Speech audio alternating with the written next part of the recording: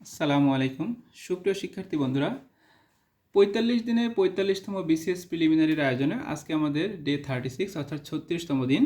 আজকে আমরা যে 4টা বিষয় পড়ব এর মধ্যে প্রথমে রয়েছে বাংলা ব্যাকরণ। বাংলা ব্যাকরণ থেকে আজকে আপনারা যে চ্যাপ্টারগুলো পড়তে পারেন, এর মধ্যে যে টপিকগুলো পড়বেন এর মধ্যে রয়েছে উপসর্গ, অনুসর্গ এবং বাচ্য।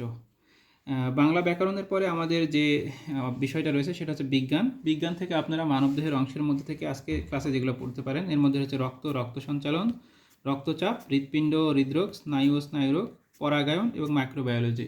তবে বিশেষ করে এগুলোর মধ্যে থেকে মূল অংশগুলো যে কোনো একটা বই বা ডাইজেস্ট থেকে বুঝে পড়ে বিগত বছরের প্রশ্নগুলো খুব ভালোভাবে সমাধান করবেন।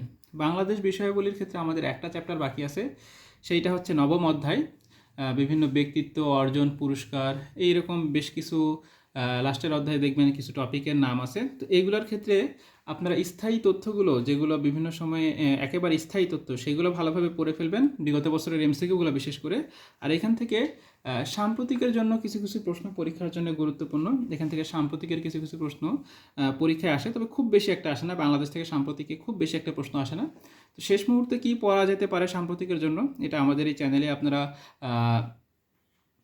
ফলো দিয়ে রাখুন। আমরা শেষ মুহূর্তে একেবারে বাংলাদেশ বিষয়গুলোর জন্য সাম্প্রতিকের জন্য যে টপিকগুলো না পড়ে গেলেই নয়, সেই অংশগুলো আমরা শেয়ার করব। আর এই নবম অধ্যায়ের ক্ষেত্রে ওভারঅল যে অংশগুলো আছে সেটাকে 3টা ভাগ করে প্রথম অংশটা আজকের ক্লাসে পড়বেন। আরেকটা অংশ আছে সেটা হচ্ছে আন্তর্জাতিক বিষয়াবলী। আন্তর্জাতিক বিষয়াবলীর ক্ষেত্রে আপনারা দ্বিতীয় অধ্যায়ের ক্ষেত্রে দেখবেন আন্তর্জাতিক সীমারেখা নামে একটা চ্যাপ্টার আছে। এটা পরীক্ষার জন্য খুবই গুরুত্বপূর্ণ। এখান থেকে প্রায় সময় বিসিএস প্রিলিতে একটার মতন প্রশ্ন আসে।